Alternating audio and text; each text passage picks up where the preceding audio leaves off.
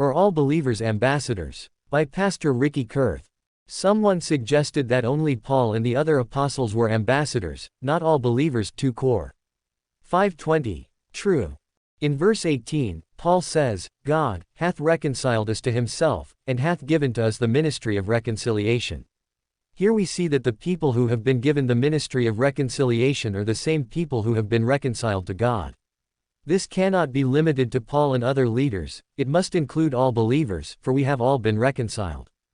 Paul then defines the ministry of reconciliation as that which takes place when ambassadors say to the lost, Be ye reconciled to God, v.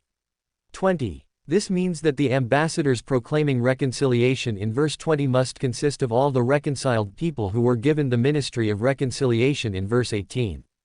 This also points out that, while the world has been reconciled to God, version 19, the unsaved have not been reconciled in the same sense as believers, or else they would also be Christ's ambassadors. The reconciling of the world is that which God gave Jews and Gentiles corporately, once the Jews had been cast away, Rom. 11:15, just as the Gentiles had been at the Tower of Babel.